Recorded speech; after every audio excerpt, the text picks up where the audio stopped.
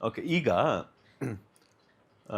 ನಿರ್ಮಾಪಕರಾದ್ಮೇಲೆ actor ಅಂತ ಅಂದಮೇಲೆ ಏನಾಗುತ್ತೆ ಅಂತಂದ್ರೆ, ನಾವು ಒಂದು ಪಾತ್ರ ಕೊಟ್ಟಿರ್ತಾರೆ, ಆ ಪಾತ್ರಕ್ಕೆ ನಾವು ನ್ಯಾಯ ಒದಗಿಸ್ತೀವಿ. ಅದಕ್ಕೆ ತಕ್ಕಂಗೆ ನಾವು ನಮ್ಗೇನು ಕೊಡ್ತಾರೋ ಆ ಸಂಭಾವನೆನ ತಗೊಂಡು ನಾವು ಪಾಡಿಗೆ ನಾವು ಪ್ರಮೋಷನ್ಸ್ ಅಂದಾಗ ಭಾಗಿಯಾಗ್ತೀವಿ. ಆಸ್ ಎ ನಿರ್ಮಾಪಕರಾದ್ಮೇಲೆ ಸೊ ಇಡೀ ಓವರ್ ಆಲ್ ಜವಾಬ್ದಾರಿಯನ್ನ ನಿಮ್ಮ ಹೆಗಲ ಮೇಲೆ ಹಾಕೊಂತಾರೆ. ಡೈರೆಕ್ಟರ್ನ ಕೋಆರ್ಡಿನೇಟ್ ಮಾಡ್ಕೋಬೇಕಾಗುತ್ತೆ, ಆಕ್ಟರ್ಸ್ ಬರ್ತಾರಾ ಇಲ್ವಾ ಅನ್ನುವಂಥದ್ದಾಗುತ್ತೆ. ಸೊ ಇದೆಲ್ಲ ಆದ್ಮೇಲೆ ಏನಾಗುತ್ತೆ ಅಂದ್ರೆ ನಿಮ್ಗೊಂದು ಹೊಡೆತ ಬೀಳುತ್ತೆ ಸರ್. ಒಬ್ಬ ನಟಿ ನಿಮಗೆ ಆಯ್ಕೆ ಆಗ್ತಾರೆ, ನಿಮ್ಮ ಕಡೆಯಿಂದ ಅಡ್ವಾನ್ಸ್ ಅಮೌಂಟ್ ಅಥವಾ ಫುಲ್ ಅಮೌಂಟ್ ತಗೊತಾರೆ, ಚೆಕ್ ಇಸ್ಕೊಂತಾರೆ. ಅದಾದ ನಂತರ ಇನ್ನೇನು 2 ದಿನ ಇರಬೇಕು ಅಂತಂದಾಗ ಬರಲ್ಲ. ಸೊ ಆ ಒಂದು ಪೇಸ್ನ ಯಾವ ರೀತಿ ಹ್ಯಾಂಡಲ್ ಮಾಡಿದ್ರಿ ಅಂತ? ಅಲ್ಲ ಅಂದ್ರೆ ನಿಮಗೆ ಇದನ್ನ ಯಾರು ಹೇಳಿದ್ದು ಅಂತ ನನಗೆ ಗೊತ್ತಾಗಿಲ್ಲ. ಇದು ಅನ್ಸೀನ್ ಇನ್ಫಾರ್ಮೇಶನ್ ಇದು. ಸೊ ಅಂದ್ರೆ ನೀವು ಹೇಳಲೇಬೇಕಾ? ಖಂಡಿತವಾಗ್ಲು ಆ person big boss Kannada OTT platform ಅಲ್ಲೂ ಕೂಡ ಕಾಣಿಸ್ಕೊಂಡಿದ್ರು. ಸ್ಫೂರ್ತಿ ಅವರು ಅಂತ ಹೇಳ್ಬಿಟ್ಟು. ಎಲ್ಲ ನೀವೇ ಹೇಳ್ತಾ ಇದ್ರಿ, ಎಲ್ಲ ನಿಮಗೇನೆ ನನಗಿಂತ ಜಾಸ್ತಿ ಇನ್ಫಾರ್ಮೇಶನ್ ಗೊತ್ತಿದೆ. ನಾನು ಗೊತ್ತಿರುವಂತದ್ದನ್ನ ನಾನು ಹೇಳಿದೆ. ಅದು ಯಾವ ರೀತಿ ಪ್ರೋಸೆಸ್ ಆಯ್ತು, ಯಾಕೆ ಬರ್ಲಿಲ್ಲ ಸರ್? ಅಂದ್ರೆ ವೆರಿ ಸಿಂಪಲ್ ಸರ್. ಓಕೆ, ನಾನು ಅವ್ರು ನೋಡ್ತಾ ಇದ್ರೆ ದಯವಿಟ್ಟು ಕ್ಷಮೆ ಇರಲಿ.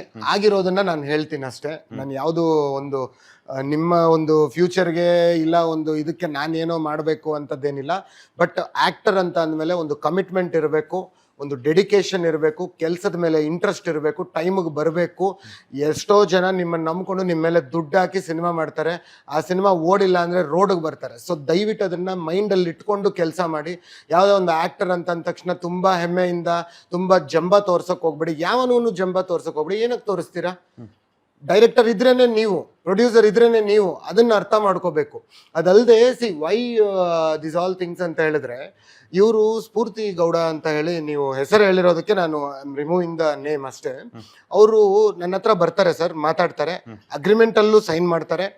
ಸೈನ್ ಮಾಡಿ ಹಾಕಿ ಏನ್ ಮಾಡ್ತಾರೆ ಅಂತಂದ್ರೆ, ಸರ್ ನನಗೆ ಅಡ್ವಾನ್ಸ್ ಆಗಿ ಏನಾದರೂ ಪೇ ಮಾಡಿ, ನನಗೆ ಮನೆಯಲ್ಲಿ ಏನೋ ಒಂದಂತ ಪ್ರಾಬ್ಲಮ್ ಇದೆ, ಸೊ ಆ ಪ್ರಾಬ್ಲಮ್ನ ನಾನು ನಿಭಾಯಿಸ್ಕೊಳ್ಳೋಕ್ಕೆ ನನಗೆ ಇಂಥ ಹಣ ಕಾಸು ಬೇಕಾಗತ್ತೆ ಅಂತ ನನ್ನನ್ನು ಕೇಳ್ತಾರೆ. ಕೇಳಿದಾಗ ನಾನು ಸರಿ ಓಕೆ ಆಯಿತು, ಹೆಂಗಾದರೂ ಇವಾಗ ಅವರು ಹೀರೋಯಿನ್ ಆಗಿ ನಾವು ಆಯ್ಕೆ ಮಾಡಿರೋದ್ರಿಂದ ಸರಿ ಓಕೆ ಬರಲಿ ಅಂತ ಹೇಳಿ ನಾನೊಂದು ಚೆಕ್ ಕೊಟ್ಟಿರ್ತೀನಿ.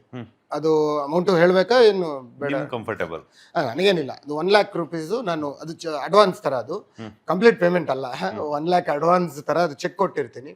ಆದರೆ ಇವ್ರೇನು ಮಾಡ್ತಾರೆ, ಅದ್ರ ಪಕ್ಕದ ದಿನ ಮೂವಿ ಮುಹೂರ್ತ ಒಂದು 10 ಗಂಟೆಗೆ ಅಂತ ನಾವು ಟೈಮ್ ಹೇಳಿರ್ತೀವಿ ಸರ್ ಅವ್ರಿಗೆ. ಅವರು ಆ ಟೈಮ್ಗೆ ಬರಲ್ಲ. ಅದಲ್ಲದೆ ನಾನು ಅವ್ರ ಮನೆ JP ನಗರ್ ಅಂತ ಹೇಳ್ತಾರೆ ಆ ಕಾಲಕ್ಕೆ. ಸೊ ನಾನು ಅಲ್ಲಿಂದಾನೇ ಹೋಗ್ತಾ ಇದ್ದೀನಿ, ಸ್ಫೂರ್ತಿ ಅವರೇ ನೀವು ಏನಾದರೂ ಬರೋದಿದ್ರೆ ನನ್ನ ಜೊತೆ ಬರ್ಬೋದು. ಯಾಕೆಂದ್ರೆ ಪ್ರೊಡ್ಯೂಸರ್ ಅಲ್ವಾ, ಮತ್ತೆ ಕ್ಯಾಬ್ ಚಾರ್ಜಸ್ ಹಾಕಿ ಅಂದ್ರೆ ಮತ್ತೆ ಸುಮ್ಮನೆ ಅದೊಂದು 500 ಹೋಗುತ್ತೆ. ಸೊ ಯಾಕೆ ಅಂತ ಹೇಳಿ ನಾನು ಹೆಂಗೂ ಹೋಗ್ತಾ ಇದ್ದೀನಲ್ಲ ಅಂತ ಹೇಳಿ ನಾನು ಕರೆದಿದ್ದಾಗುತ್ತೆ. ಕರೆದಾಗ ಅವರು ಇಲ್ಲ ಸರ್ ನಾನು ಸ್ವಲ್ಪ ಲೇಟ್ ಆಗಿ ಬರ್ತೀನಿ, ಯಾಕೆಂತಂದ್ರೆ ನಾನು ಹುಡುಗಿರು ಆಬ್ವಿಯಸ್ಲಿ ನಾವು we can't say anything to them. So ಅವ್ರು ಬರೋದು ಸ್ವಲ್ಪ ನನಗೆ ಹೇಳ್ತಾರೆ, ಸರ್ ನಾನು ಬರೋದು ಸ್ವಲ್ಪ ಲೇಟ್ ಆಗುತ್ತೆ, ನಾನು ಸ್ಯಾರಿಯಲ್ಲೆಲ್ಲ ಬರಬೇಕು, ನಾನು ಸ್ವಲ್ಪ ರೆಡಿ ಆಗಬೇಕು ಅಂತ ಹೇಳ್ತಾರೆ. ಓಕೆ ಆಯಿತು, ಒಳ್ಳೇದು, ಸರಿ ಓಕೆ ಮೇಡಮ್ ನೀವು ಟೈಮ್ ತೊಗೊಳ್ಳಿ, ನೀವು ಬನ್ನಿ ಅಂತ ಹೇಳಿ ನಾನು ಅಲ್ಲಿಂದ ಹೊರಡ್ತೀನಿ. ಆನ್ ದ ವೇ ಅಲ್ಲಿ ಹೋಗ್ತಾ ಹೋಗ್ತಾ ಫೋನ್ ಮಾಡಿರ್ತೀನಿ ಇವ್ರಿಗೆ. ಒಂದು 10:30ಗೆ ನಾನು ಕಾಲ್ ಮಾಡ್ತೀನಿ. ಕಾಲ್ ಮಾಡಿದಾಗ ಇವರು ಸರ್ ನಾನು ಬರ್ತಾ ಇದ್ದೀನಿ ಆನ್ ದ ವೇ ಅಂತಾರೆ. 11 ಗಂಟೆಗೆ ಕಾಲ್ ಮಾಡ್ತೀನಿ, ಸರ್ ಕಾರ್ ಟೈರ್ ಪಂಚರ್ ಆಗಿದೆ, ಸೊ ನಾನು ಬರೋದು ಇನ್ನೊಂದು ತಡ ಆಗತ್ತೆ, ಇನ್ನೊಂದು ಚೂರು ಆಗತ್ತೆ ಅಂತೇಳಿ 11:30 11:45 ಬರ್ತಾರೆ. ಅಷ್ಟೊತ್ತೊಳಗಡೆ ಮುಹೂರ್ತನೂ ಆಗೋಗಿರುತ್ತೆ, ಪ್ರೆಸ್ ಮೀಟೂ ಆಗೋಗಿರುತ್ತೆ, ಫೋಟೋ ಶೂಟ್ ನಡೆಯುತ್ತೆ, ಒಂದು 4 ಜನ ಪ್ರೆಸ್ ಅವ್ರು ಇರ್ತಾರೆ. ನಾವು ಆಲ್ಮೋಸ್ಟ್ ಅವಾಗ್ಲೂ ಒಂದು ಇದನ್ನ ದೊಡ್ಡ ಲೆವೆಲ್ಗೆ ಮಾಡಬೇಕು ಅಂತೇಳಿ ಒಂದು 10-15 ಜನ ರಿಪೋರ್ಟರ್ಸ್ನ, ಮೀಡಿಯಾ ಅವ್ರಿಗೆ ಎಲ್ಲರನ್ನ ಕರೆಸಿದ್ದಾಯ್ತು ಅವತ್ತು. ಪಾಪ ಅವರು ನಮ್ಮ ಮೇಲೆ ರೆಸ್ಪೆಕ್ಟ್ ಇಂದ ನಾವು ಅದನ್ನು ತುಂಬಾ ಅದ್ದೂರಿಯಾಗಿ ಮಾಡಿದ್ವಿ. ನಾಯಿಗಳನ್ನೆಲ್ಲ ಕರೆಸಿ ಪ್ರೆಸ್ ಮೀಟ್ ಮಾಡಿದ್ವಿ. ಅದು ಯಾರು ಇಂಡಸ್ಟ್ರಿಯಲ್ಲೆಲ್ಲ ಅಲ್ಲ, ಇಡೀ ಇಂಡಿಯಾದಲ್ಲಿ ನೀವು ವರ್ಲ್ಡ್ ಅಲ್ಲೇನೆ ತಗೊಳ್ಳಿ, ನೀವು ಯಾರು ಆತರ ಪ್ರೆಸ್ ಮೀಟೇ ಮಾಡಿಲ್ಲ. ಈಗ ನಾಳೆ ದಿನ ರಿಲೀಸ್ಗೂ ಕೂಡ ನಾವು ಆತರ ಪ್ಲಾನ್ ಮಾಡ್ತಾ ಇದೀವಿ. ಅದು ಸ್ವಲ್ಪ ಸಸ್ಪೆನ್ಸ್ ಇದೆ, ಹೇಳ್ತೀನಿ ಆಮೇಲೆ ಕಂಟೆಂಟ್. ಸೊ ಇವರು 11:45 ಬರ್ತಾರೆ.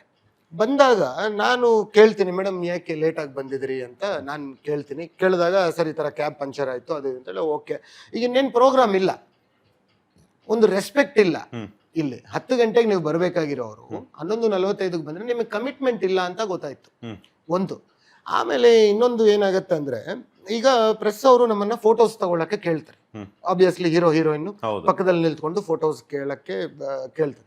ಕೇಳಿದಾಗ ಏನಾಗತ್ತೆ ಅಂದ್ರೆ, ಇವರು ಹತ್ರ ಬಂದು ನಿಲ್ತ್ಕೊಳ್ಳಕ್ಕೆ ಸಂಕೋಚ ಪಡ್ತಾರೆ. ನನ್ನ ಪಕ್ಕದಲ್ಲಿ ಬನ್ನಿ ಮೇಡಮ್ ಅಂದ್ರೆ ಅವರು ಫೋಟೋಗ್ರಾಫರ್ ಹೇಳ್ತಿದ್ದಾರೆ, ನೀವು ಈ ತರ ಭುಜ ಟಚ್ ಮಾಡ್ಕೊಂಡು ನೀವು ಈ ತರ ನಿಲ್ತ್ಕೊಳ್ಳಿ ಒಂದು ಇದು ಫೋಸ್ಗೆ ಅಂತ ಹೇಳ್ತಾರೆ. ಇವರು ಅದಕ್ಕೂ ಕೂಡ ರೆಡಿ ಇರಲ್ಲ. ಸೊ ಹಾಗಾಗಿ ಇದೆಲ್ಲ ಓಕೆ, ತೊಂದರೆ ಇಲ್ಲ. ಯಾಕಂದ್ರೆ ಅವ್ರು ನಮಗೂ ಪರಿಚಯ ಇಲ್ಲ. ಸೊ ಫಸ್ಟ್ ಟೈಮ್ ಬಂದಿದ್ರು, ನಾವು ಯಾರೋ ಹೀರೋಯಿನ್ ಆಗಿ ಫೀಲ್ ಅನ್ನೋದಿರಲ್ಲ, ನನಗೆ ಅನ್ಸ್ಲಿಲ್ಲ. ಬಟ್ ಅದೇ ಹೊಸದಾಗಿ ಬಂದಿರೋದ್ರಿಂದ ನಾನು okay fine, no problem, because she is a new girl. So ಯಾಕೆ ನಾವು ಇದನ್ನ ಮಾಡ್ಬೋದು ಅನ್ನೋದು. ಆಮೇಲೆ ಏನಾಯ್ತು ಅಂದ್ರೆ ಒಂದು 4 ಸರಿ ಓಕೆ, ನಾವು ಇದೆಲ್ಲ ಆಯ್ತು ಓಕೆ ಅಂತ ಅನ್ಕೊಂಡಿದ್ದೆ. ಆದ್ರೂ ಕೂಡ ಓಕೆ ಆಮೇಲೆ ಮಾತಾಡೋಣ ಅಂತ ಹೇಳಿ ಅನ್ಕೊಂಡಿದ್ದೆ. ಸಂಜೆ 4 ಗಂಟೆಗೆ ನನಗೆ ಫೋನ್ ಬರುತ್ತೆ ನಮ್ಮ ಬ್ಯಾಂಕ್ ಮ್ಯಾನೇಜರ್ ಕಡೆಯಿಂದ. ಯಾಕಂದ್ರೆ ನಂದು ಹೈಯರ್ ಅಕೌಂಟ್ಸ್ ಇರೋದ್ರಿಂದ ಅವರು ಯಾವುದೇ ಒಂದು ನಾನು 50,000 ಚೆಕ್ ಆಗ್ಲಿ 1,00,000 ಚೆಕ್ ಆಗ್ಲಿ ಅವ್ರಿಗೆ ನಾನು ಕೊಟ್ಟಾಗ ನನಗೆ ಇಮಿಡಿಯೇಟ್ಲಿ ಕಾಲ್ ಮಾಡ್ತಾರೆ, ಅದು ಕ್ಲಿಯರ್ ಮಾಡ್ಬೇಕಾ ಬೇಡವಾ ಅನ್ನೋದು. ಇವ್ರ ಹೆಸರು ಹಾಕಿರೋ ಚೆಕ್ ಬಂದಿದೆ ಅಂತ ನನಗೆ ಅವತ್ತಿನ ದಿನಾನೇ 4 ಗಂಟೆಗೆ ನನಗೆ ಫೋನ್ ಮಾಡ್ತಾರೆ. ಅಂದ್ರೆ ನೀನ್ ರಾತ್ರಿ ಚೆಕ್ ತಗೊಂಡಿದ್ಯಾ 9:30 10 ಗಂಟೆಗೆ ಚೆಕ್ ತಗೊಂಡಿದ್ಯಾ, ಬೆಳಗ್ಗೆ ಹೋಗಿ ಬ್ಯಾಂಕ್ ಅಲ್ಲಿ ನೀನು ಡಿಪಾಸಿಟ್ ಮಾಡ್ಕೊಂಡು ಅವಳು ಬಂದಿರೋದಲ್ಲಿಗೆ. ಅಂದ್ರೆ ನಾನು ಹೇಳೋದೇನಂದ್ರೆ ದುಡ್ಡು ಇಂಪಾರ್ಟೆಂಟ್, ನಾನು ಇಲ್ಲ ಅಂತಿಲ್ಲ. ನಿನಗೆ ದುಡ್ಡು ಮೇಲೆ ಇರೋ ಕಾನ್ಸಂಟ್ರೇಷನ್ಗಿಂತೂ ನಿನಗೆ ಕೆಲ್ಸದ ಮೇಲೆ ಇಲ್ಲ. 10 ಗಂಟೆಗೆ ಮೂವಿ ಮುಹೂರ್ತ ಇದೆ, ನೀನ್ ಮೈನ್ ಹೀರೋಯಿನ್ ಅಂತ ಹೇಳಿದಾಗ ನೀನು ಅದು ಬೇಜವಾಬ್ದಾರಿಯಿಂದ ಕೇರ್ ಮಾಡ್ದಿಲ್ದಿರ ಬ್ಯಾಂಕ್ಗೆ ಹೋಗಿ ಚೆಕ್ ಹಾಕೊಂಡು ಆಮೇಲೆ ನೀನ್ ಪ್ರೆಸ್ ಮೀಟಿಗೆ ಬರ್ತೀಯ. ಅಂದ್ರೆ ಏನ್ ಅರ್ಥ ಅದು? You are not respecting media. ಅಂದ್ರೆ ಮೀಡಿಯಾ ಅಂದ್ರೆ ಏನ್ ನಿನಗೆ ತಮಾಷೆ ಇದೆಯಾ? ಇಲ್ಲ ಒಂದು ಪ್ರೊಡ್ಯೂಸರ್ ಅಂದ್ರೆ ಏನು ತಮಾಷೆ ಆಗ್ತಿದ್ಯಾ? ಸೊ ಈ ತರ ಎಲ್ಲ ನಡೆದಿದೆ sir. But what ever it is ಒಂದು. ಸೊ ನಾವು ಅವಾಗ ನಾನು ನಮ್ಮ ಡೈರೆಕ್ಟರ್ಗೆ ಫೋನ್ ಮಾಡ್ತೀನಿ, ಸರ್ ಈ ತರ ಇವ್ರದ್ದು ಆಗಿದೆ ಅಂತ.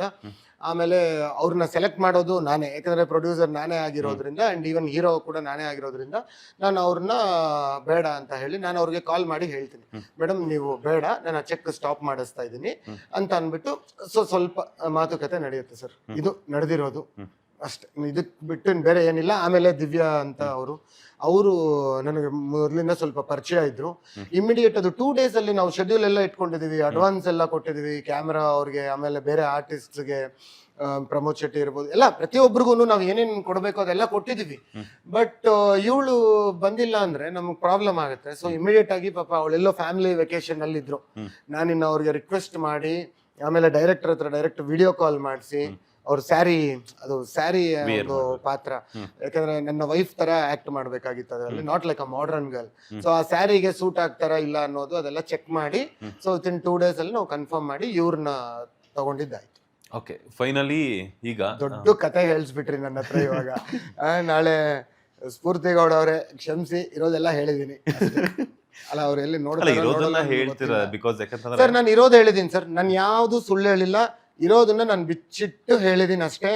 ಒಂದು ಕಮಿಟ್ಮೆಂಟ್ ಇರಬೇಕು, ದುಡ್ಡು ತಗೊಂತಾ ಇರಬೇಕು ಅಂದಾಗ ಒಂದು ಕಮಿಟ್ಮೆಂಟ್ ಇರಬೇಕು ಯಾರೇ ಒಬ್ರಿಗೆ. ಅವ್ರು ನಿಮ್ಗೆ ಅನ್ನ ಹಾಕ್ತಿರೋರು, ಓಕೆ, ಅವ್ರಿಲ್ಲ ಅಂದ್ರೆ ನೀವಿರಲ್ಲ. ಸೊ ಅದೆಲ್ಲ ನೀವು ದಯವಿಟ್ಟು ಮೈಂಡಲ್ಲಿ ಇಟ್ಕೊಂಡು ಕೆಲಸ ಮಾಡಿ. ಯಾವುದೇ ಒಂದು ಆರ್ಟಿಸ್ಟ್ ಆದ್ರೂ ಆಗ್ಲಿ, ಹೀರೋಯಿನ್ ಆಗ್ಲಿ, ಹೀರೋ ಆಗ್ಲಿ, ಸೈಡ್ ಆರ್ಟಿಸ್ಟ್ ಆಗ್ಲಿ, ಪ್ರತಿಯೊಂದು ಆಗ್ಲಿ, ಯಾರಾದ್ರೂ ಒಬ್ಬ ಕಲಾವಿದ ಅಂತ ತಕ್ಷಣ ನೀವೇನು ಇವಾಗ ಸರ್ ನೋಡಿ, ನಾನು ಒಂದು ವಿಷಯ ಹೇಳ್ತೀನಿ, ಏನ್ ಗೊತ್ತಾ, ನೀವು ಕಲಾವಿದ್ರೆ ಆಗಿರ್ಬೋದು, ಓಕೆ, ಯಾವ ದೊಡ್ಡ ಕಲಾವಿದನೂ ಇಲ್ಲ ಇಲ್ಲಿ.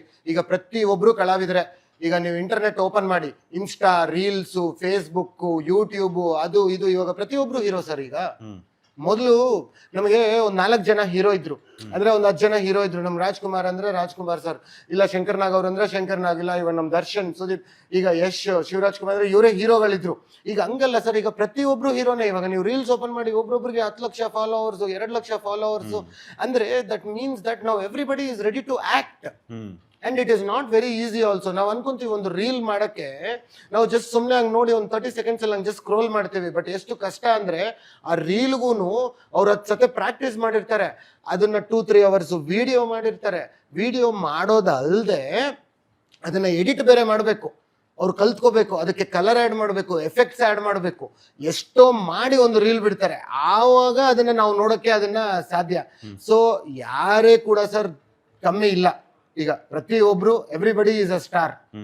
ಈಗ ಪ್ರೆಸೆಂಟ್ ಕಾಲಕ್ಕೆ ಮೊದಲಿರೋ ತರ ಇಲ್ವಲ್ಲ ಸರ್ ಸಿಚುವೇಶನ್ ಈಗ. 100%. ಸೊ ಇವಾಗ ನಾವು ಹೀರೋ ಆಗಿ ಬರ್ತೀವಿ ಅಂದಾಗ ಜನ ನಮ್ಮನ್ನ ಆಕ್ಸೆಪ್ಟ್ ಮಾಡ್ಬೇಕು ಅಂದ್ರೂ ಅಷ್ಟು ಸುಲಭ ಅಲ್ಲ.